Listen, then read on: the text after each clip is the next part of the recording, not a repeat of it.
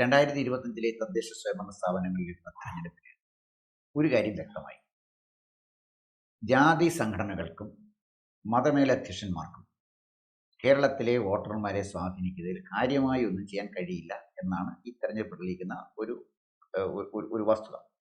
2026 വരുമ്പോൾ ഇവർ വർദ്ധിത വീര്യരായി വീണ്ടും തെരഞ്ഞെടുപ്പിനെ സ്വാധീനിക്കാനുള്ള സാധ്യതയുണ്ടോ? അവർ സ്പോൺസർ ചെയ്യുന്ന നേതാക്കന്മാർ വീണ്ടും നമ്മുടെ ഇടത് വലത് മുന്നണികളെ നയിക്കാനുള്ള സാധ്യതയുണ്ടോ? ഒരു രാഷ്ട്രീയ നിരീക്ഷകൻ എന്നുള്ള നിലയിൽ താങ്കൾ ഇതിനെ എങ്ങനെയാണ് വിലയിരുത്തുന്നത്? അതിൽ നമ്മൾ ഈ ജാതി സംഘടനകൾ കേരള രാഷ്ട്രീയത്തിലുള്ള സ്വാധീനത്തെക്കുറിച്ച് നമ്മൾ ചിന്തിക്കുമ്പോൾ നമ്മൾ കുറച്ച് പുറകോട്ട് പോകണം. നമുക്കറിയാമല്ലോ, ഈ വിമോചന സമര കാലഘട്ടം മുതൽ ജാതി ഈ മതങ്ങൾ രാഷ്ട്രീയത്തിലുള്ള ഇടപെടൽ അന്ന് മുതൽ തന്നെ വലിയ ചർച്ചാ വിഷയമാണ്. യഥാർത്ഥത്തിൽ ഈ ജാതി സംഘടനകൾക്ക് കേരളത്തിലെ രാഷ്ട്രീയത്തിലുള്ള സ്വാധീനത്തെക്കുറിച്ച് നമ്മൾ ചർച്ച ചെയ്യുന്നതിൻ്റെ പ്രധാനപ്പെട്ട കാരണം എന്ന് പറയുന്നത് UDF എന്ന് പറഞ്ഞിട്ടുള്ള ഒരു പൊളിറ്റിക്കൽ ഫോർമേഷൻ്റെ ഒരു സാന്നിധ്യമാണ്. കാരണം യഥാർത്ഥത്തിൽ നമ്മൾ ചിന്തിച്ചു കഴിഞ്ഞാൽ നമുക്ക് കാണാൻ കഴിയുന്നുണ്ട്, UDF എന്ന് പറഞ്ഞൊരു സാധനമൊന്നും ഇല്ല. ഇവിടെ മതങ്ങളുണ്ട്. ആ മതങ്ങളുടെ താല്പര്യം സംരക്ഷിക്കുന്ന ഒരു സംവിധാനമാണ് ഇവിടുത്തെ UDF. ഇപ്പം കാരണം വെച്ചാൽ അവർ പൊളിറ്റിക്കലി ഓർഗനൈസ് ചെയ്യപ്പെട്ടിട്ടുള്ള ഒരു ഔട്ട്ഫിറ്റ് അല്ല. അവർ യഥാർത്ഥത്തിൽ രാഷ്ട്രീയ പാർട്ടി എന്നൊക്കെ പറയുന്നുണ്ടെങ്കിലും അവർ സംരക്ഷിക്കുന്ന താല്പര്യങ്ങൾ ഇവിടുത്തെ മതങ്ങളുടേതാണ്. ഇവിടുത്തെ മതങ്ങളുടേതാണെന്ന് പറയുമ്പോൾ അവർ വർഗീയമാണോ എന്നൊക്കെ ചോദിച്ചാൽ അങ്ങനെ അല്ല എന്നുള്ള അഭിപ്രായമൊക്കെ എനിക്കുണ്ട്. അത് അവിടെ നിൽക്കട്ടെ. പക്ഷെ UDF എന്ന് പറഞ്ഞ സംവിധാനം ഇവിടെ നിൽക്കുന്നതാണ്. അതിന് സിനോണിമസ് ആയിട്ടാണ് മതങ്ങൾക്ക് രാഷ്ട്രീയത്തിലുള്ള സ്വാധീനം. അതിന് പ്രധാനപ്പെട്ട കാരണം എന്താണെന്ന് ചോദിച്ചു കഴിഞ്ഞാൽ, ഈ മറ്റ് സംസ്ഥാനങ്ങളിൽ നിന്ന് വ്യത്യസ്തമായിട്ടുള്ള കേരളത്തിൻ്റെ ഒരു ഡെമോഗ്രഫിയാണ്. കേരളത്തിലെ 3 മതങ്ങൾക്കും സാമാന്യം നല്ല സ്വാധീനം കേരളത്തിലുണ്ട്. അങ്ങനെ ഒരു സംസ്ഥാനം ഇന്ത്യയിൽ വേറെ ഇല്ല. നമ്മളിപ്പോൾ വടക്കേ ഇന്ത്യയിലോട്ടൊക്കെ ചെന്ന് കഴിഞ്ഞാൽ ഹിന്ദു ഭൂരിപക്ഷ മുസ്ലിം ന്യൂനപക്ഷ സംസ്ഥാനങ്ങളാണ് മറ്റുള്ളതെല്ലാം. എന്നാൽ കേരളത്തിൽ അങ്ങനെയല്ല. കേരളത്തിൽ 40-45% ഹിന്ദുക്കളാണെങ്കിൽ 29% മുസ്ലിങ്ങൾ ഇവിടെ ഉണ്ട്, 18% ക്രിസ്ത്യാനികളുമുണ്ട്. മനസ്സിലായി? അപ്പം അതിൽ നമ്മൾ നോക്കിക്കഴിഞ്ഞാൽ ഈ 40-45% വരുന്ന ഹിന്ദു ഭൂരിപക്ഷം മുഴുവൻ ഓർഗനൈസ് ചെയ്യപ്പെട്ടിരിക്കുന്നത് CPM-ന് പുറകിലാണ്. പക്ഷെ CPM അവരെ മതപരമായിട്ടല്ല ഓർഗനൈസ് ചെയ്യുന്നത്. അവരെ വർഗാധിഷ്ഠിതമായിട്ടാണ്, ക്ലാസ് ബേസ്ഡ് ആയിട്ടാണ് CPM ഓർഗനൈസ് ചെയ്യുന്നത്, തൊഴിലാളികൾ. എന്നാൽ മറുഭാഗത്തുള്ള മുസ്ലിങ്ങൾ മുസ്ലിം ലീഗിൽ, പിന്നെ ക്രിസ്ത്യാനികൾ കേരള കോൺഗ്രസ്, പിന്നെ കോൺഗ്രസ്. അപ്പോൾ ഇത് ചേരുന്ന ഒരു കൊഗ്ലോമറേഷനാണ് ഇവിടുത്തെ UDF. അപ്പോൾ അതുകൊണ്ട് തന്നെ കാലാകാലങ്ങളായി കേരളത്തിലെ മതങ്ങൾക്ക് കേരളത്തിലെ ഒരു രാഷ്ട്രീയ പ്രക്രിയയിൽ മറ്റ് സംസ്ഥാനങ്ങളിൽ നിന്നും വ്യത്യസ്തമായി ഒരു നിർണായക സ്ഥാനമുണ്ട്. ഓക്കെ, അത് എഗ്രി ചെയ്യുന്നു. പക്ഷേ അവിടെ ഉള്ളൊരു ചെറിയ പ്രശ്നം, താങ്കൾ പറഞ്ഞത് UDF-ൻ്റെ UDF ആണ് കൂടുതൽ മതജാതി സംഘടനകളുടെ താല്പര്യത്തിന് വഴങ്ങി നിൽക്കുന്ന ഒരു മുന്നണി എന്ന് പറയുമ്പോൾ തന്നെ 1967 വന്ന നമ്പൂതിരിപ്പാടിൻ്റെ ഗവൺമെൻറ് 1969 മലപ്പുറം ജില്ല കൊടുത്തു. അപ്പോൾ കേരളത്തിലെ മതപരമായി സംഘടിച്ചാൽ ഒരു ജില്ല തന്നെ നേടിയെടുക്കാമെന്ന് ലീഗിന് തെളിയിക്കാൻ പറ്റിയത് EMS-ൻ്റെ ഗവൺമെൻറ് അധികാരത്തിലിരുന്നുകൊണ്ടാണ്. ഒരുപക്ഷെ CPM-ൻ്റെ തകർച്ചയ്ക്ക് തുടക്കം കുറിക്കുന്നതും BJP-യുടെ ആശയങ്ങൾക്ക് ബീജാപാപം ചെയ്യുന്നതും അതിൻ്റെ ഒരു തുടക്കം, വളരെ ചെറിയൊരു തുടക്കം മാത്രമാണ് ഈ മലപ്പുറം ജില്ലയുടെ രൂപീകരണം. അതുകൊണ്ട് സാധാരണ മലപ്പുറത്തെ മുസ്ലിങ്ങൾക്ക് ഒരു പ്രയോജനം കിട്ടിയില്ല, അത് വേറെ കാര്യം. പക്ഷേ അത് കൊടുത്തൊരു സന്ദേശമുണ്ട്. മലപ്പുറം ജില്ല രൂപീകരണത്തിലൂടെ പൊതുസമൂഹത്തിന് കൊടുത്തൊരു സന്ദേശം വർഗീയതയുടെ വളർച്ചയ്ക്ക് വഴിതെളിയിച്ചില്ലേ. അങ്ങനെ വരുമ്പോൾ UDF-നെ പോലെ തന്നെ LDF-ഉം ഇതിന് ഉത്തരവാദിയല്ലേ? അല്ല, അതിൽ ഞാൻ ആ പറഞ്ഞ മലപ്പുറം രൂപീകരണത്തിൻ്റെ കാര്യം സംബന്ധിച്ച് ഞാൻ തർക്കിക്കുന്നില്ല. അതിന് ആ നിലയിൽ നമുക്ക് ഇൻ്റർപ്രറ്റ് ചെയ്യുന്നതിൽ തെറ്റൊന്നുമില്ല. പക്ഷേ 2 മുന്നണികളെയും നമ്മൾ എടുത്തു നോക്കിയാൽ ആ 2 മുന്നണികളിൽ നമുക്കൊരു ഡിഫറൻസിയേഷൻ ഒരു 90s-ൻ്റെ പകുതി വരെയെങ്കിലും നമുക്ക് കാണാൻ കഴിയുമല്ലോ, ബ്രോഡർ ആയിട്ടുള്ളൊരു ഡിഫറൻസിയേഷൻ. ആ ഡിഫറൻസിയേഷൻ എന്താണെന്ന് ചോദിച്ചു കഴിഞ്ഞാൽ, LDF more or less class based ആയിട്ട്, അതിനകത്ത് ഈ മലപ്പുറത്തിൻ്റെ കാര്യം മാത്രം നമുക്ക് മാറ്റിവെക്കാം. പിന്നെ വിമത ലീഗുമായിട്ട് ഇടയ്ക്ക് ഒരു പ്രാവശ്യം ചേർന്നു, അതൊക്കെ നമുക്ക് മാറ്റിവെക്കാം. അത് മാറ്റിവെച്ചാൽ മോർ ഓർ ലെസ് ഇവിടുത്തെ ഇടതുപക്ഷം ജനങ്ങളെ സംഘടിപ്പിച്ചിരുന്നത് മതാധിഷ്ഠിതമായിട്ടായിരുന്നില്ല, വർഗാധിഷ്ഠിതമായിട്ടായിരുന്നു. എന്നാൽ കോൺഗ്രസ് തീർത്തും അവർ സെക്കുലറിസം പറയുമ്പോഴും അവരുടെ മുന്നണിയിലുള്ള രണ്ട് പ്രബല പാർട്ടികൾ രണ്ട് പ്രധാനപ്പെട്ട സമുദായങ്ങളെ പ്രതികരിക്കുന്നതായി. അതിപ്പോൾ അവരുടെ താല്പര്യം അനുസരിച്ചിട്ടായിരിക്കാം എന്നുള്ളത് ആയിരിക്കാം. അപ്പോൾ അതായിരുന്നു. പക്ഷേ നമ്മളൊരു 2000-ൻ്റെയൊക്കെ തുടക്കം മുതൽ വന്ന ഒരു ട്രാൻസ്ഫോർമേഷൻ ഉണ്ട്. ആ ട്രാൻസ്ഫോർമേഷൻ എന്താണെന്ന് ചോദിച്ചാൽ, ഇപ്പം നമുക്കറിയാലോ 80s 87-ലാണല്ലോ ആദ്യം ഒരു വർഗീയ പാർട്ടികളും ഇല്ലാതെ ഒരു LDF ഗവൺമെൻറ് ഇവിടെ രൂപീകരിക്കപ്പെടുന്നത് 1987-ലാണ്. പക്ഷേ വർഗീയ പാർട്ടികൾ ഇല്ലാത്ത ആദ്യത്തെ ഒരു ഗവൺമെൻറ് അന്ന് രൂപീകരിക്കപ്പെട്ടെങ്കിലും അതിന് കാരണമായത് യഥാർത്ഥത്തിൽ ഹിന്ദു കൺസോളിഡേഷനായിരുന്നു. പുറമേ അങ്ങനെ പറയുമെങ്കിൽ എന്നാലും അന്ന് അത് വന്നു. എന്നാൽ എനിക്ക് തോന്നുന്നത് ഒരു 96-2001 സമയം മുതലാണ് ഈ മതങ്ങളുടെ സ്വാധീനം, എനിക്കിപ്പോൾ വലിയൊരു തിരിച്ചറിവാണ് വരുന്നത്. ഈ മതങ്ങളുടെ സ്വാധീനം ഇടത് രാഷ്ട്രീയത്തിൽ അടയാളപ്പെടുത്തപ്പെടുന്നത് ഈ 96-2001 കാലഘട്ടത്തിലാണ്. അതിൻ്റെ രസകരമായ സംഭവം എന്താണെന്ന് ചോദിച്ചാൽ, ആ സമയത്താണ് ഇടതുപക്ഷം നായനാർ സർക്കാരിൻ്റെ നായനാർ സർക്കാരിൻ്റെ നേതൃത്വത്തിൽ ജനകീയാസൂത്രണം എന്ന് പറഞ്ഞൊരു പരിപാടി അന്ന് നടപ്പിലാക്കി. അന്ന് രണ്ട് പ്രധാനപ്പെട്ട സംഭവങ്ങൾ നടന്നു. ഒന്ന്, ജനകീയാസൂത്രണത്തിനെ മറയാക്കിക്കൊണ്ട് മുസ്ലിം ലീഗിനെ ഇങ്ങോട്ട് കൊണ്ടുവരാൻ വേണ്ടിയിട്ട് CPM-ലെ ഒരു വിഭാഗം വലിയ ശ്രമം നടത്തി തുടങ്ങി. കാരണം ശതമാനം നോക്കുമ്പോൾ മുസ്ലിം ലീഗും കൂടെ ഇവിടെ വന്നു കഴിഞ്ഞാൽ എന്ന് വേണമെങ്കിൽ ഇരുന്ന് ഭരിക്കാം എന്നുള്ളതായിരുന്നു. അന്ന് തോമസ് ഐസക്കിൻ്റെ MA ബേബിയുടെയൊക്കെ നേതൃത്വത്തിലാണ് ആ ശ്രമം അന്ന് നടന്നത്. ഞാനന്ന് പ്ലാനിംഗ് ബോർഡിലുണ്ട്, ഗുലാത്തിലെ സ്പെഷ്യൽ പ്രൈവറ്റ് സെക്രട്ടറി. അതിന് സമാന്തരമായി ഏതാണ്ട് ആ സമയത്താണ് ഐസ്ക്രീം പാർലർ കേസിൽ CPM ഇടപെട്ട് കുഞ്ഞാലിക്കുട്ടി രക്ഷപ്പെടുന്നത്. അപ്പോൾ യഥാർത്ഥത്തിൽ 96-2001 കാലഘട്ടത്തിലാണ് ഈ മതസ്വാധീനം ഇടതുപക്ഷത്തിലേക്കും വരാനുള്ള പ്രവർത്തനങ്ങളുടെ ബീജാവാപം അന്നാണ് തുടങ്ങി. ഇപ്പം ഞാനൊന്ന് ഇടപെട്ടുണ്ടേ. അതായത് അതിനു മുമ്പ് തന്നെ MB രാഘവൻ ബദൽലേഖ അവതരിപ്പിച്ച് ലീഗുമായി ഇടതുപക്ഷം സഖ്യം ചെയ്യണം, CPM സഖ്യം ചെയ്യണമെന്ന് പറയും.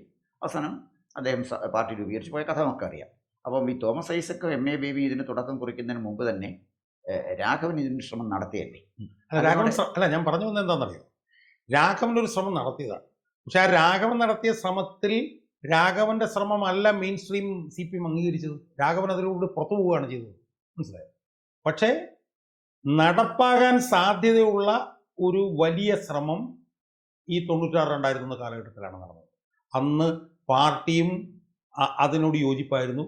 ബട്ട് ഫോർ ഈ പറഞ്ഞ പോലെ stand taken by VS Achuthanandan. VS Achuthanandan അന്ന് നിലപാടെടുത്തില്ലായിരുന്നെങ്കിൽ അന്ന് തന്നെ മുസ്ലിം ലീഗ് വന്നു പോയാൽ.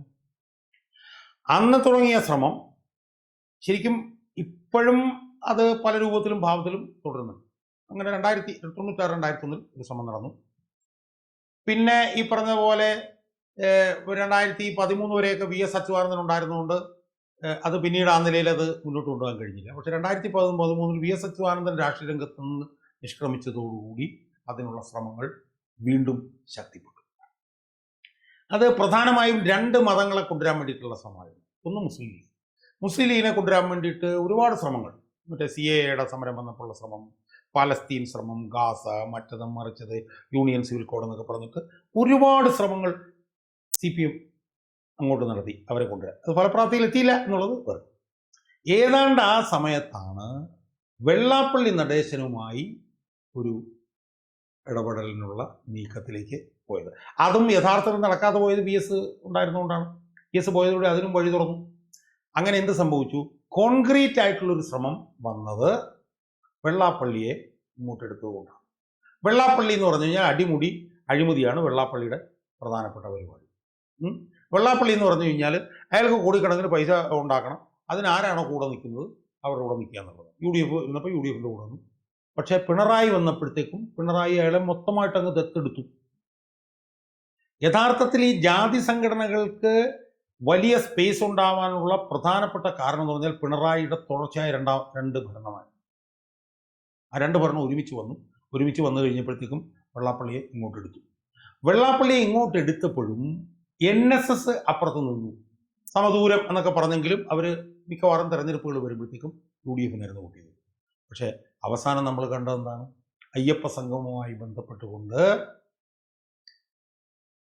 സുകുമാരൻ നായരെ ഇങ്ങോട്ട് പിടിക്കും. അപ്പോൾ അന്ന് ചർച്ച ചെയ്യപ്പെട്ടൊരു സോഷ്യൽ എഞ്ചിനീയറിംഗ്, എന്ന് പറഞ്ഞാൽ വെള്ളാപ്പള്ളി എന്ന് പറഞ്ഞ അഴിമതിക്കാരൻ ഇങ്ങോട്ട് വന്നുകൂടി, വെള്ളാപ്പള്ളിയുടെ കൂടെ ഈഴവരും കൂടി ഒഴുകി വന്നു. NSSൽ സുകുമാരൻ നായരെ ഇങ്ങോട്ട് എടുത്തുകൂടി, സുകുമാരൻ നായരുടെ കൂടെ നായന്മാർ ഒഴുകി വന്നു. അപ്പുറത്ത് പുന്നല ശ്രീകുമാറിനെ ഇങ്ങോട്ട് എടുത്തപ്പോഴത്തേക്ക് പിന്നോക്കക്കാരും കൂടി ഒഴുകി വന്നു. അതിൻ്റെ കൂട്ടത്തിൽ എന്ത് വന്നാലും കൂടെ നിൽക്കുന്ന CPM അണികൾ.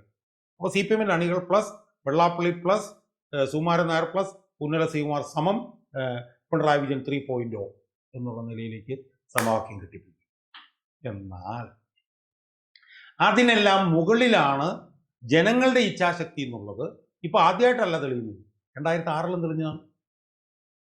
2006 ഈ ജാതി നേതാക്കന്മാരുടെ സ്വാധീനം ഉണ്ടായിരുന്നു. അതിന് മുകളിൽ അച്യുതാനന്ദൻ രാഷ്ട്രീയ മുദ്രാവാക്യങ്ങളെ സ്ഥാപിച്ചു. ഞാനിപ്പോഴും യഥാർത്ഥത്തിൽ ഈ UDF നേതാക്കന്മാരോട് ഞാൻ പറഞ്ഞുകൊണ്ടിരുന്നത്, നിങ്ങൾ രാഷ്ട്രീയ മുദ്രാവാക്യങ്ങളെ നിങ്ങൾ സെൻട്രൽ സ്റ്റേജിലേക്ക് കൊണ്ടുവന്നാൽ ഈ ജാതി നേതാക്കന്മാരെല്ലാം തെറിച്ചു പോകും എന്ന് ഞാൻ അവരുടെ അടുത്ത് പറയാൻ ശ്രമിച്ചുകൊണ്ടിരിക്കുകയായിരുന്നു. അവരത് ചെയ്തില്ലെങ്കിൽ ഭാഗ്യവശാൽ ശബരിമല പോലുള്ള വിഷയം, പിണറായി വിരുദ്ധത പോലുള്ള പൊളിറ്റിക്കൽ ഇഷ്യൂസ് സെൻട്രൽ സ്റ്റേജിൽ വന്നപ്പോൾ എന്ത് സംഭവിച്ചു? ഈ ജാതി നേതാക്കന്മാരൊക്കെ ബൂട്ട് ഔട്ട് ചെയ്യപ്പെട്ടു. നമ്മളൊന്ന് ആലോചിച്ചോണം, ഈ തെരഞ്ഞെടുപ്പിൻ്റെ മൂർധന്യാവസ്ഥയിൽ വെള്ളാപ്പള്ളി നടേശൻ നടത്തിയ പ്രസ്താവനയുണ്ട്. എന്താണ്? ശബരിമല ഒന്നും കേൾക്കില്ല എന്ന് വെള്ളാപ്പള്ളി നടേശൻ. പിന്നെ സുകുമാരൻ നായരെ സംബന്ധിച്ചിടത്തോളം, സുകുമാരൻ നായർ ഉളുപ്പില്ലാതെ അയ്യപ്പ സംഗമം വന്നപ്പം കൊണ്ടുവന്ന് പിണറായിയുടെ ഇടയിൽ കട്ടത്തിൽ ആലോചിച്ചു. ഈഴവരും മുഴുവൻ അയാളെ വിട്ടു. ഈ നായന്മാർ ഭൂരിപക്ഷമുള്ള കേന്ദ്രങ്ങളിലെല്ലാം UDFന് സ്വാധീനം വന്നു. ഇനി ക്രിസ്ത്യാനികളുടെ കാര്യം നമ്മൾ നോക്കും. ക്രിസ്ത്യാനികളുടെ പല മതമേലധ്യക്ഷന്മാരും പിണറായിയായിട്ട് ഇപ്പോൾ ഇവിടെ എന്തോ ക്ലിമീസ് എന്നൊക്കെ പറഞ്ഞ ആളൊക്കെ പിണറായിയുടെ ഏറ്റവും അടുത്ത ആളായിരുന്നു. പിണറായി നിൽക്കാൻ പറഞ്ഞ ഇരിക്കുന്ന ബിഷപ്പുമാർ തന്നെ പലതുണ്ടായിരുന്നു. അതുപോലെ തന്നെ ഒരു വിഭാഗം ബിഷപ്പുമാർ BJP ആയിട്ടും ഹോബിനോബ് ചെയ്തു. പക്ഷേ ഈ തെരഞ്ഞെടുപ്പ് എന്ത് സംഭവിച്ചു? അവിടെയും രാഷ്ട്രീയ വിഷയങ്ങളുടെ മേൽ ജനങ്ങൾ വിധി. അപ്പോൾ ഇതിൽ നിന്ന് നമ്മൾ പഠിക്കേണ്ട ഒരു പാഠം എന്ന് പറയുന്നത്, രാഷ്ട്രീയ മുന്നണികൾ രാഷ്ട്രീയ വിഷയങ്ങളിൽ പ്രചരണം നടത്തി ജനങ്ങളെ ആ നിലയിൽ പോളറൈസ് ചെയ്യിപ്പിച്ചാൽ ഒരു ജാതി നേതാവിനും അവരുടെ സ്വാധീനത്തിനനുസരിച്ച് കാര്യങ്ങൾ ചെയ്യാൻ പറ്റില്ല എന്നുള്ളതാണ് വെള്ളാപ്പള്ളി നടേശനും സുകുമാരൻ നായരും നിലത്ത് കിടന്ന് ഉരുളുന്ന ഈ തെരഞ്ഞെടുപ്പ് ഫലം എന്നാണ് എനിക്ക് തോന്നുന്നത്. ഇതിനകത്ത് 2-3 കാര്യങ്ങളുണ്ട്. അതിൽ താങ്കൾ സൂചിപ്പിച്ച പോലെ 87 ഹിന്ദു കൺസോളിഡേഷൻ ഉള്ളത് കൊണ്ടാണ് നയനാർ ഗവൺമെൻറ്റിന് ജാതി പാർട്ടികളെ കൂട്ടാതെ അധികാരത്തിൽ വരാൻ പറ്റിയില്ല. കുറച്ചുകൂടെ ഒന്ന് പുറകോട്ട് പോയാൽ യഥാർത്ഥത്തിൽ ഹിന്ദു കൺസോളിഡേഷൻ ഉണ്ടാകുന്ന എൻ്റെ നിരീക്ഷണം അനുസരിച്ച് 1957 57 ഹിന്ദു കൺസോളിഡേഷൻ കൊണ്ടാണ് ഇടതുപക്ഷം അധികാരത്തിൽ വന്നത് എന്ന ചരിത്രം പരിശോധിച്ചാൽ അറിയാം. അന്നത്തെ സ്ഥാനാർത്ഥികളുടെ ലിസ്റ്റ് പരിശോധിച്ചാൽ അറിയാം. അതിൻ്റെ ഡീറ്റെയിൽസിലേക്ക് ഞാൻ പോകുന്നില്ല. പിന്നെ അന്നും മതം ഒരു വിഷയമായിരുന്നു. കാരണം ശബരിമല തീവെപ്പുമായിട്ട് ബന്ധപ്പെട്ട കേസ് ഞങ്ങൾ അധികാരത്തിൽ വന്നാൽ അന്വേഷിച്ച് കുറ്റവാളികളെ കയ്യാമം വെച്ച് തെറുങ്കിലടയ്ക്കും എന്ന് ഇടതുപക്ഷ നേതാക്കന്മാർ പറഞ്ഞപ്പോൾ അതിന് മതപരമായ ഒരു വിഷയമുണ്ടായി. അപ്പോൾ അയ്യപ്പൻ്റെ വിഷയം വന്നപ്പോൾ ഇപ്പോൾ തന്നെ ഈ അയ്യപ്പ സംഗമം പോലെ തന്നെ ശബരിമല തീവെപ്പ് കേസിലെ പ്രതികളെ പിടിക്കും എന്ന് പറഞ്ഞപ്പോൾ ഈ സ്വർണ്ണക്കൊള്ളയുടെ വേറൊരു രൂപമായിരുന്നു അത് വന്നപ്പോൾ ഹിന്ദു കൺസോളിഡേഷൻ ഉണ്ടാക്കി. അപ്പോൾ ഹിന്ദു കൺസോളിഡേഷനാണ് 1957 കമ്മ്യൂണിസ്റ്റ് പാർട്ടിക്ക് അധികാരത്തിൽ വരാൻ കഴിഞ്ഞത്. പക്ഷേ 67 വന്ന് 10 വർഷം കഴിഞ്ഞപ്പോഴത്തേക്ക് ഈ ഹിന്ദു കൺസോളിഡേഷൻ്റെ ഇടയിലേക്ക് കോൺഗ്രസ് കൂടെ കടന്നു വന്നപ്പോൾ കോൺഗ്രസ് ഒരു ക്രിസ്ത്യൻ ആധിപത്യമുള്ള പാർട്ടി എന്നുള്ള നിലയിൽ ദുർബലമായി. കാരണം കേരള കോൺഗ്രസ് ഒക്കെ വന്നു കഴിഞ്ഞപ്പോൾ കേരള കോൺഗ്രസിനെ നമുക്ക് ചെറുതായിട്ട് കാണാൻ പറ്റിയില്ല. 64 കേരള കോൺഗ്രസ് മത്സരിക്കുമ്പോൾ ഒറ്റയ്ക്കാണ് കേരള കോൺഗ്രസ് മത്സരിച്ചത്. അപ്പം CPM, CPI, കോൺഗ്രസ്, പിന്നെ കേരള കോൺഗ്രസ് അങ്ങനെ മത്സരിച്ചത് 23 സീറ്റ് കേരള കോൺഗ്രസ് അന്ന് ജയിച്ചു. അന്ന് കേരള കോൺഗ്രസിൻ്റെ കൂടെ കത്തോലിക്ക സഭയും മനോജ് പത്മനാഭനും ഉണ്ടായിരുന്നു. ശക്തമായ വർഗീയമായ കൺസോളിഡേഷൻ വന്നു. അപ്പോൾ വർഗീയമായ ഒരു കൺസോളിഡേഷൻ വന്നാൽ കേരളത്തിലെ 23 സീറ്റ് പിടിക്കാമെന്ന് കേരള കോൺഗ്രസ് തന്നെ തെളിയിച്ച. പിന്നെ തകർന്നു പോകാനുള്ള കാരണം വേറെയാണെങ്കിൽ പോലും പിന്നീട് വന്ന ഈ സമുദായ നേതാക്കന്മാർ ദുർബലരായ ഒരു ചിത്രം ഞാൻ കാണുമ്പോൾ ഒരുപക്ഷെ താങ്കൾക്ക് അതിനെക്കുറിച്ചൊരു ഒബ്സർവേഷൻ ഉണ്ടായിരിക്കാം. 2019 ശബരിമല വിഷയം വന്നപ്പോൾ കത്തി നിന്നു. അതിനകത്ത് സ്ത്രീ പ്രവേശനത്തിന് എതിരായൊരു നിലപാടാണ് ശ്രീ സുകുമാരൻ നായരും NSSും സ്വീകരിച്ചത്. അപ്പോൾ അന്ന് ജനങ്ങൾ 2019 UDFനെ അധികാരത്തിൽ കയറ്റി. BJPക്ക് അവിടെ ഒന്നും ചെയ്യാൻ പറ്റിയില്ല. കാരണം LDFനെ തോൽപ്പിക്കാൻ അവർ UDFനാണ് വോട്ട് ചെയ്തത്. അങ്ങനെയാണ് വന്നത്. പക്ഷേ അത് കഴിഞ്ഞ് 2, 3, 4 മാസം കഴിഞ്ഞ് നടന്ന തെരഞ്ഞെടുപ്പ് അവിടെ കോന്നിയിലും വട്ടിയൂർക്കാവിലും 2 ഉപതെരഞ്ഞെടുപ്പ് നടന്നു. അവിടെ സുകുമാരൻ നായരുടെ സ്ഥാനാർത്ഥിയായിരുന്നു മോഹൻരാജ്. എൻ്റെ കൂടെ കോളേജിൽ പഠിച്ച ആളാണ് മോഹൻരാജ്. DCC പ്രസിഡൻ്റായിരുന്നു. വളരെ മാന്യനാണ്. പക്ഷേ സുകുമാരൻ നായരുടെ കാൻഡിഡേറ്റ് ആയിട്ട് അവിടെ വന്നപ്പോൾ നായർ മെജോറിറ്റിയുള്ള സ്ഥലത്ത് പോലും മോഹൻരാജിന് വോട്ട് കിട്ടിയില്ല. കാരണം സുകുമാരൻ നായരെ അത്രമാത്രം ആ സമുദായം വെറുക്കുന്നു. എനിക്ക് കൃത്യമായിട്ടറിയാം. എൻ്റെ വാർഡിൽ പോലും വലിയ നായർ മെജോറിറ്റി ഉള്ളൊരു വാർഡാണ്. അവിടെ പോലും മോഹൻരാജിന് വോട്ട് കുറവായിരുന്നു. അതായിരുന്നു അതിൻ്റെ സ്ഥിതി. പിന്നെ വട്ടിയൂർക്കാവിൽ പിന്നെ മോഹൻകുമാറിനെ കൊണ്ട് നിർത്തി താങ്കൾക്ക് അറിയാവുന്ന കാര്യം. ഇവിടുത്തെ സംഗീത് കുമാർ ഇറങ്ങി വോട്ട് പിടിക്കാൻ പോയില്ലേ? എന്താണ് സ്ഥിതി? തോറ്റുപോയില്ലേ? അതുപോലെ തന്നെ നമ്മുടെ വിഷ്ണുനാഥ് ജയിച്ചാൽ തൻ്റെ പകുതി മീശ എടുക്കാം. ചെങ്ങന്നൂർ വിഷ്ണുനാഥ് ജയിച്ചാൽ തൻ്റെ പകുതി മീശ എടുക്കാമെന്ന് ശ്രീ വെള്ളാപ്പള്ളി നടേശൻ പറഞ്ഞു. വിഷ്ണുനാഥ് ജയിച്ചു. അന്ന് കുറേ ആളുകളൊക്കെ ബ്ലേഡ് അദ്ദേഹത്തിന് അയച്ചു കൊടുക്കുകയും ചെയ്തു. അതുപോലെ തന്നെ കെ സി വേണുഗോപാലിൻ്റെ തെരഞ്ഞെടുപ്പ് സമയത്തും അദ്ദേഹം കെ സി വേണുഗോപാലിനെതിരായ നിലപാട് സ്വീകരിച്ചിട്ടുണ്ട്. അപ്പം ഞാൻ പറഞ്ഞു വന്നത്, സമുദായ നേതാക്കന്മാർ പറഞ്ഞാൽ സമുദായം വോട്ട് ചെയ്യില്ല എന്ന് തെളിയിക്കുന്ന ഒരുപാട് സംഭവങ്ങൾ മുമ്പും ഉണ്ടായിട്ടുണ്ട്. അതിൽ നിന്ന് പാഠം പഠിക്കാത്തത് കൊണ്ടല്ലേ അയ്യപ്പ സംഗമത്തിന് ഇവരെയെല്ലാം വിളിച്ചു വരുത്തി, പിന്നെ സുകുമാരൻ നായർ വന്നാൽ നായർ വരും, വെള്ളാപ്പള്ളി വന്നാൽ ഈഴവർ വരും, പുന്നര ശ്രീകുമാർ വന്നാൽ പിന്നെ പുലയ സമുദായക്കാരും പിന്നോക്കക്കാരെല്ലാം കൂടെ വരുമെന്ന് പറഞ്ഞത് അത് തെറ്റാണെന്ന് തെളിഞ്ഞു കഴിഞ്ഞതല്ലേ? അല്ല, അത് 100%. അതായത് ഈ സാധാരണ ജനങ്ങൾക്ക് ബോധ്യമാകുന്ന കാര്യങ്ങൾ പോലും രാഷ്ട്രീയ നേതൃത്വത്തിന് ബോധ്യമാവില്ല എന്നുള്ളതിൻ്റെ ഏറ്റവും വലിയ തെളിവാണ് വെള്ളാപ്പള്ളി നടേശനെ സ്വന്തം കാറിൽ കയറ്റിക്കൊണ്ട് അയ്യപ്പ സംഗമത്തിന് പോയി. എല്ലാ വിധഭാഗ ആളുകളും അതിനെ തള്ളിക്കളഞ്ഞു. അതുപോലെ തന്നെയാണ് സുകുമാരൻ നായരുടെ ഈ അയ്യപ്പ സംഗമം വന്നപ്പോഴുള്ള തലകുത്തി മറിയൽ. അവിടെയും പൊതുജനങ്ങൾക്കും പിന്നെ നായന്മാർക്കും ഉൾപ്പെടെയുള്ളവർക്ക് ഇത് തുത്ത അസംബന്ധമാണെന്നുള്ളത് അവർക്കറിയാമായിരുന്നു. പക്ഷേ രാഷ്ട്രീയ നേതൃത്വം അതിനോട് യോജിച്ചില്ല. രണ്ടാമതൊരു പ്രധാനപ്പെട്ട കാര്യം എന്ന് പറഞ്ഞാൽ താങ്കൾക്ക് അതിനകത്ത് ഇടപെട്ടിട്ടുള്ളതാണ്. ഈ ജാതി നേതാക്കന്മാരുടെ എല്ലാം ക്രാസായിട്ടുള്ള അഴിമതിവൽക്കരണം അതൊരു വലിയ ഒരു ഘടകമാണ് എന്നാണ് ഞാൻ വിശ്വസിക്കുന്നത്. ഇപ്പം വെള്ളാപ്പള്ളി നടേശൻ എടുക്കൂ. വെള്ളാപ്പള്ളി നടേശനെ സംബന്ധിച്ചിടത്തോളം അയാൾ ശതകോടികൾ അയാൾ അഴിമതിയിൽ മുങ്ങിക്കിടക്കുന്നവനാണെന്ന് ആർക്കാണ് അറിയാൻ പാടുള്ളത്? എല്ലാവർക്കും അറിയാം. പക്ഷെ അയാൾ വന്നിരുന്നിട്ട് അയാൾ ഈ പറഞ്ഞ പോലെ ഈടവരുടെ ആളാണ് എന്ന് പറയും. ഇതുപോലെ തന്നെ സുകുമാരൻ നായരെ കുറിച്ച് ഇപ്പോൾ താങ്കളുടെ അടുത്ത് ഞാൻ പ്രത്യേകിച്ച് പറയേണ്ട കാര്യമില്ല. ഇങ്ങനെ അറ്റത്തെ അഴിമതിയുടെയും താൻ പ്രമാണിത്വത്തിൻ്റെയും അഹങ്കാരത്തിൻ്റെയും ഒക്കെ ആൾ രൂപങ്ങളാണ്. അപ്പം ഇത് ഇവരുടെ പ്രവർത്തനം സമുദായത്തിൻ്റെ ഉന്നമനത്തിന് വേണ്ടിയിട്ടല്ല എന്നും ഇവരുടെ ഈ മാർക്സിയൻ ഭാഷയിൽ പറഞ്ഞാൽ ഈ പേഴ്സണൽ സെൽഫ് അഗ്രൻഡൈസ്മെൻറ്റിന് വേണ്ടിയാണെന്നും. ഇപ്പം ഞാൻ അടുത്ത കണ്ട് കേട്ടത് ഈ സുകുമാരൻ നായരുടെ മകൾക്ക് അനുകൂലമായിട്ട് എന്തോ പരിപാടി നടത്തിയില്ല എന്നും പറഞ്ഞിട്ട് ഏതോ ഒരു ഭാരവാഹിയെ അയാൾ ചവിട്ടി പുറത്താക്കി എന്നുള്ളത് കേൾക്കുന്നു. മനസ്സിലായി? അപ്പം ആ നിലയിൽ ഈ സമുദായത്തിലുള്ളവർക്ക് ഓരോ ദിവസം കഴിയും തോറും ഈ സമുദായ നേതാക്കന്മാർ തങ്ങളുടെ സ്വാർത്ഥ നിശ്ചിത താല്പര്യങ്ങൾ സംരക്ഷിക്കാൻ വേണ്ടിയാണ് പ്രവർത്തിക്കുന്നത് എന്നുള്ള ഒരു ബോധം അവരിൽ വലിയ തോതിൽ, പ്രത്യേകിച്ച് സാമൂഹ്യ മാധ്യമങ്ങളുടെയൊക്കെ ഇടപെടലോടുകൂടി ഉണ്ടായി എന്നുള്ളതും കൂടി നമ്മൾ കാണാതിരിക്കരുത്. എന്തായാലും വളരെ പോസിറ്റീവായിട്ടുള്ള ഒരു സൂചനയാണ് ഈ ജാതിമത നേതാക്കന്മാരെല്ലാവരും തന്നെ നിഷ്ക്രിയരായി പോയി എന്നുള്ളത്. ഇത് ഏറ്റവും പ്രധാനപ്പെട്ട പാഠം കൊടുക്കുന്നത് CPM-നാണ്. കാരണം CPM ഇത്ര മ്ലേച്ഛമായ രീതിയിൽ ജാതിമത നേതാക്കന്മാർക്ക് കീഴടങ്ങിയ ഒരു ചരിത്രം 1957 ശേഷം ഉണ്ടായിട്ടില്ല. അപ്പം അതുകൊണ്ട് അവർക്കും ഇതൊരു പാഠമാണ്. രാഷ്ട്രീയ നേതാക്കന്മാരെ സംബന്ധിച്ചിടത്തോളം, രാഷ്ട്രീയ മുന്നണികളെ സംബന്ധിച്ചിടത്തോളം അവരുടെ issues close to the heart എന്ന് പറയുന്നത് പൊളിറ്റിക്കൽ ഇഷ്യൂസ് ആയിരിക്കണം, അതിന്മേലുള്ള ക്യാമ്പയിൻ ആയിരിക്കണം എന്നുള്ള ഒരു സൂചന അവർക്കും ഇതിലൂടെ ലഭിക്കുന്നുണ്ട് എന്നുള്ളതാണ് ഈ തെരഞ്ഞെടുപ്പ് വിജയം സൂചിപ്പിക്കുന്നത്. തീർച്ചയായിട്ടും. അപ്പോൾ അതുകൊണ്ട് UDF-ന് തെരഞ്ഞെടുപ്പിൽ വിജയം നേടാൻ കഴിഞ്ഞു. കാരണം ഇവരുടെ ആരുടെയും കാലയെ പിടിക്കാതോ, അല്ലെങ്കിൽ കാലയെ പിടിച്ചിട്ടില്ല എന്നൊന്നും ഞാൻ പറഞ്ഞില്ല, ഇവരൊക്കെ അവിടെയും പോയി പിന്നെ നേതാക്കന്മാരെ കാണുന്നവരും അവരുടെ സിൽബന്തികളെയും കൂട്ടിക്കൊണ്ട് പോകുന്ന ആളുകളൊക്കെയാണ്. പക്ഷെ പ്രശ്നം ഇപ്പം ഇതിനകത്തൊരു ഷിഫ്റ്റ് വന്നു. അതായത് LDF-നെ തോൽപ്പിക്കാനായി ജനങ്ങൾ ലോക്കൽ ബോഡി ഇലക്ഷനിൽ UDF-നാണ് കൂടുതൽ വോട്ട് ചെയ്തത്, BJP-യേക്കാൾ കൂടുതൽ വോട്ട്. UDF-ന്റെ പ്രശ്നം എന്താണെന്ന് ചോദിച്ചാൽ, ഇപ്പോൾ UDF-നെ നിയന്ത്രിച്ചുകൊണ്ടിരിക്കുന്ന ലീഗ് UDF-ൽ നിൽക്കുന്നതുകൊണ്ട് ഒരു അപകടം ഞാൻ കാണുന്നില്ല. കാരണം UDF പിന്നെ 67 തൊട്ട് പിന്നെ ലീഗ് നമ്മുടെ കേരള രാഷ്ട്രീയത്തിൽ ഉണ്ടായിരുന്നു. ഒരു പരിധി വരെ മലപ്പുറത്ത് തീവ്രവാദം വളരുന്നത് തടയുന്നതിന് ലീഗ് ഒരു പങ്കുണ്ട്. അത് നമുക്ക് തള്ളിക്കളയാൻ പറ്റില്ല. പിന്നെ പാണക്കാട് തങ്ങളന്മാരൊക്കെ വളരെ ജനറസ് ആണ്, അതും സെക്കുലർ. അവരെ സംബന്ധിച്ചിടത്തോളം അങ്ങനെ ഒരു പരാതിയില്ല. പക്ഷെ പ്രശ്നം അതല്ല. ഇപ്പം ജമാഅത്തെ ഇസ്ലാമിയും അതുപോലെ തന്നെ വെൽഫെയർ പാർട്ടിയും കൂടി അങ്ങോട്ട് ചെല്ലുന്നു. അത് വരുമ്പോൾ ഈ UDF അധികാരത്തിൽ വന്നാൽ ഇത്തരം ഒരു കൺസോൾട്ടേഷൻ, മുസ്ലിം കൺസോൾട്ടേഷൻ നടക്കുമോ? പ്രത്യേകിച്ച് തീവ്രവാദ നിലപാടുള്ള രാഷ്ട്രീയ പാർട്ടികളിൽ UDF വന്നാൽ അത് തങ്ങളുടെ ദൈനംദിന ജീവിതത്തെയും തങ്ങളുടെ രാഷ്ട്രീയ താല്പര്യത്തെയും തങ്ങളുടെ പിന്നെ ഭാവിയെയും എത്രമാത്രം പ്രതികൂലമായി ബാധിക്കും എന്നൊരാശങ്ക സ്വാഭാവികമായും ഹിന്ദുക്കളിൽ ഉണ്ടാകുമ്പോൾ ശക്തമായ ഒരു ത്രികോണ മത്സരത്തിനാണ് കേരളം വഴിയൊരുങ്ങുന്നത് എന്ന് തോന്നുന്നു. കാരണം BJP അവിടെ ജയിക്കുമോ തോക്കും എന്നുള്ളതല്ല പ്രശ്നം. ഒരു ത്രികോണ മത്സരത്തിന് 2026 വഴിയൊരുക്കും തന്നെയാണ് എൻ്റെ വിശ്വാസം. അല്ല, ഞാൻ പറഞ്ഞത് എനിക്ക് അതിനോട് യോജിക്കാൻ പറ്റാത്തതിൻ്റെ കാരണം എന്താണെന്ന് അറിയോ? അതായത് ഈ ജമാഅത്തെ ഇസ്ലാമി എന്ന് പറഞ്ഞിട്ടുള്ളൊരു സംവിധാനമൊന്നും ഈ UDF രാഷ്ട്രീയത്തിൽ ക്രൂഷ്യലായ ഒരു സാധനമാണെന്ന് ഞാൻ വിശ്വസിക്കുന്നില്ല.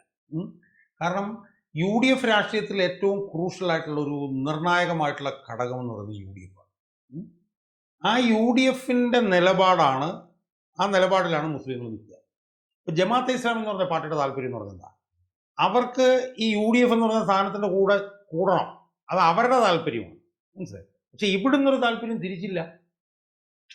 UDFിനകത്ത് കോൺഗ്രസിനും മുസ്ലിം ലീഗിനും ഒന്നും ജമാഅത്തെ ഇസ്ലാമിയെ കൂടെ കൂട്ടിക്കൊണ്ടുപോകണം എന്നുള്ള താല്പര്യം അവർക്കില്ല. കാരണം എന്താ പറഞ്ഞാൽ അവർ താരതമ്യേന മുസ്ലിം ലീഗായിട്ട് നോക്കുമ്പോഴത്തേക്ക് ഒരു നെഗ്ലിജിബിൾ സംവിധാനമാണ്. ഇപ്പം ഈ തെരഞ്ഞെടുപ്പിൽ തന്നെ യഥാർത്ഥത്തിൽ മുസ്ലിം കൺസോൾട്ടേഷന് ഇടയാക്കിയ കാരണം എന്ത് എന്നുള്ളത് നമ്മളൊന്ന് പരിശോധിച്ച് നോക്കണം. അത് ശരിക്കും പ്രത്യശാസ്ത്രപരമോ രാഷ്ട്രീയ പ്രശ്നമോ എന്നുള്ളതിനപ്പുറത്ത് അതിന് നമ്മൾ നന്ദി പറയേണ്ട ഒരേ ഒരാൾ വെള്ളാപ്പള്ളി നടേശൻ. യഥാർത്ഥത്തിൽ ഞാൻ തെരഞ്ഞെടുപ്പിന് മുമ്പ് മനസ്സിലാക്കിയതാണ്, വെള്ളാപ്പള്ളി നടേശൻ്റെ നിരന്തരമായിട്ടുള്ള മുസ്ലിം വിരുദ്ധ പ്രചരണത്തിൻ്റെ ഭാഗമായി മുസ്ലിങ്ങളെ ഇറങ്ങി നിന്ന് UDFിന് വേണ്ടി പണിയെടുക്കുക. ഇടയ്ക്ക് ഞാൻ ചോദിച്ചിട്ടെ, ഓക്കെ, നമുക്കത് ഒരു വാദത്തിന് വേണ്ടി സമ്മതിച്ചാൽ തന്നെ 2019 UDF ജയിച്ചു, LDF തോറ്റു. 2024 പിന്നെ LDF തോറ്റു, UDF ജയിച്ചു. അതേ ബൂത്തുകളിൽ തന്നെയാണ് ഇപ്പോഴും തെരഞ്ഞെടുപ്പ് നടന്നിരിക്കുന്നത്. അപ്പോൾ വെള്ളാപ്പള്ളി നടേശനാണ് ഈ പിന്നെ UDFിനെ തോൽപ്പിച്ചത്. 2019 വെള്ളാപ്പള്ളി നടേശൻ രംഗത്തില്ലല്ലോ, 2024 വെള്ളാപ്പള്ളി നടേശൻ രംഗത്തില്ലല്ലോ. അപ്പോൾ വെള്ളാപ്പള്ളി നടേശനാണ് UDFിനെ തോൽപ്പിച്ചതെന്ന് പറയുന്നത് മാത്രം അപക്വമായ എന്നല്ല ഞാൻ പറയുന്നത്. അതായത് ഈ ഓരോ തെരഞ്ഞെടുപ്പിലും ഓരോ വിഷയങ്ങളാണ് പ്രഡോമിനൻ്റ് ആകുക. 2019 തെരഞ്ഞെടുപ്പിൽ യുവതി പ്രവേശനമായിരുന്നു പ്രഡോമിനൻ്റ്. 2024 2 കാര്യങ്ങൾ പ്രഡോമിനൻ്റ് ആയി എന്നാണ് ഞാൻ മനസ്സിലാക്കുന്നത്. ഒന്ന്, രാഹുൽ ഗാന്ധി പ്രധാനമന്ത്രിയാവുന്നതും, 2 പിണറായി വിരുദ്ധതയും. അതും ചെറിയ കാര്യമല്ലായിരുന്നു. എന്നാൽ 2025 തദ്ദേശ സ്വയംഭരണ സ്ഥാപന തെരഞ്ഞെടുപ്പിൽ മുസ്ലിം ഭൂരിപക്ഷ പ്രദേശങ്ങളിൽ അല്ലെങ്കിൽ അറ്റ് ലാർജ് മലബാറിൽ അതിഭീകരമായിട്ടുള്ളൊരു മുസ്ലിം കൺസോൾട്ടേഷൻ ഉണ്ടായതിൻ്റെ ഏറ്റവും പ്രധാനപ്പെട്ട കാരണം വെള്ളാപ്പള്ളി നടേശൻ മാത്രമായി മലബാറിൽ. കാരണം വെള്ളാപ്പള്ളി നടേശൻ ഉണ്ടാക്കി വെച്ച ഒരു മുസ്ലിംസിനിടയിലുള്ള ഒരു ആൻറ്റഗണിസം. കാരണം വാ തുറന്നാൽ ഈ മുസ്ലിം വിരുദ്ധ വിഷം മാത്രമേ അയാളുടെ വായിന്ന് വരുന്നുണ്ടായിരുന്നു. അതുകൊണ്ട് തന്നെ എനിക്ക് കൃത്യമായ വിവരമുണ്ടായിരുന്നു മുസ്ലിങ്ങളുടെ ഇടയിലുള്ള ഐക്യത്തിന് മലബാറിൽ മാത്രമല്ല. അപ്പോൾ നിങ്ങൾ തിരുവനന്തപുരം കോർപ്പറേഷൻ എടുത്ത് നോക്കൂ. തിരുവനന്തപുരം കോർപ്പറേഷനിൽ പിന്നെ മറ്റേ വള്ളക്കടവ് ആ മുസ്ലിം ഡോമിനേറ്റഡ് ഏരിയയിൽ മുഴുവൻ UDF ജയിച്ചിരിക്കുന്നത്. അപ്പോൾ കേരളത്തിലൊട്ടാകെ ഈ തെരഞ്ഞെടുപ്പിൽ മുസ്ലിങ്ങളുടെ കൺസോളിഡേഷൻ ഉണ്ടായതിന് ഏറ്റവും പ്രധാനപ്പെട്ട കാരണം എന്താണെന്നറിയോ? ഈ തെരഞ്ഞെടുപ്പിൽ മുസ്ലിം കൺസോളിഡേഷൻ ഉണ്ടായി എന്നുള്ളത് വസ്തുതയാണല്ലോ, സംശയമില്ല. അവസാനത്തെ വോട്ട് പോലും അവർക്ക് തന്നെയാണ്. എന്തുകൊണ്ടൊരു മുസ്ലിം കൺസോളിഡേഷൻ ഇവിടെ ഉണ്ടായി? വെള്ളാപ്പള്ളിയുടെ വിഷയം ഇല്ലെങ്കിൽ മുസ്ലിം കൺസോളിഡേഷൻ ഉണ്ടാകാൻ പ്രത്യേകിച്ച് വേറെ കാരണമൊന്നുമില്ല. അപ്പം മുസ്ലിം കൺസോളിഡേഷൻ ഉണ്ടാകാനുള്ളൊരു ചാലക ശക്തിയായി വെള്ളാപ്പള്ളി നടേശൻ പ്രവർത്തിച്ചു എന്നുള്ളത് ഒരു വസ്തുതയാണ്. അത് ഈ പഞ്ചായത്ത് തിരഞ്ഞെടുപ്പ് സമയത്ത് ഉണ്ടായ ഒരു പൊളിറ്റിക്കൽ ഡെവലപ്മെൻറ്റാണ്. അതിൻ്റെ ഭാഗമായി അവർക്ക് വലിയ നേട്ടം ഉണ്ടായി എന്നുള്ളതാണ് ഞാൻ വിലയിരുത്തുന്നത്. അപ്പം അതിനകത്ത് ഈ ജമാഅത്തെ ഇസ്ലാം എന്ന് പറയുന്ന സാധനത്തിനൊന്നും ഒരു സ്വാധീനവും ചെലുത്താൻ പറ്റില്ല. കാരണം വെച്ചാൽ അത്രയ്ക്ക് ഓവർ റൈഡിങ് സ്വാധീനമാണ് ഈ മുസ്ലിം ലീഗ് എന്ന് പറഞ്ഞിട്ടുള്ള ഈ സാധനത്തിന്, ഈ മുസ്ലിം ജനസാമാന്യത്തിനിടയിലുള്ളത്. ഇപ്പം മലപ്പുറം ജില്ലാ പഞ്ചായത്ത് നോക്കൂ, 33 2024 മലപ്പുറം മഞ്ചേരിയും പൊന്നാനിയിലെയും ഭൂരിപക്ഷം നോക്കൂ, 2 ലക്ഷം 2.5 ലക്ഷം. മനസ്സിലായി? അപ്പം മുസ്ലിങ്ങളെ സംബന്ധിച്ചിടത്തോളം അവർ മൊബിലൈസ് ചെയ്യുന്നത് മുഴുവൻ മുസ്ലിം ലീഗിൻ്റെ പുറകിലാണ്. അതിനപ്പുറത്ത് ജമാഅത്തെ ഇസ്ലാം എന്ന് പറയുന്ന ഘടകമൊന്നും ഘടകമാകാനേ പോകുന്നില്ല. കേരളത്തിൽ ഏറ്റവും അവസാനമായി BJP നേരിടാൻ പോകുന്ന അല്ലെങ്കിൽ നേരിട്ടുകൊണ്ടിരിക്കുന്ന ഏറ്റവും പ്രധാനപ്പെട്ട ഒരു വിഷയമെന്ന് പറയുന്നത് BJP ജയസാധ്യതയുള്ളൊരു മുന്നണിയല്ല എന്നുള്ളതാണ്. അത് 2019 2024 അത് ഏറ്റവും കൂടുതൽ അവർ നേരിടാൻ പോകുന്നത് അടുത്ത തെരഞ്ഞെടുപ്പിലായിരിക്കും. 2 സ്ഥലത്ത് ഇപ്പോൾ 2 സ്ഥലമാണ് അവർ ജയിക്കുമെന്ന് പറയുന്നത്. ഈ 2 സ്ഥലത്തിൽ ജയിക്കാൻ വേണ്ടിയിട്ട് ഈ ഹിന്ദുക്കൾ BJPക്ക് വോട്ട് ചെയ്യേണ്ട കാര്യമില്ല. കാരണം ജയിച്ചു കഴിഞ്ഞാൽ 2 MLA ഉള്ളൂ. പക്ഷേ അപ്പുറത്ത് ജയിച്ചാൽ ജയിക്കുന്ന മുന്നണി UDF ആണ്. ഇതാണ് അവർക്ക് ഉണ്ടാകുന്ന ഏറ്റവും വലിയ അപകടം. അതുകൊണ്ട് അടുത്ത തെരഞ്ഞെടുപ്പിൽ ഇപ്പോൾ ഉള്ളതിനേക്കാൾ താഴോട്ട് പോകാനുള്ള സാധ്യതയും തള്ളിക്കളയാൻ പറ്റില്ല എന്നാണ് എനിക്ക്. കൂടുതൽ വാർത്തകളും വിശേഷങ്ങളും നേരിട്ട് ലഭിക്കാൻ ജനങ്ങളിൽ നിന്ന് ജനങ്ങളിലേക്ക് ജനഭൂമി ന്യൂസ് സബ്സ്ക്രൈബ് ചെയ്യൂ. ബെൽ ബട്ടൺ അമർത്താനും മറക്കരുത്.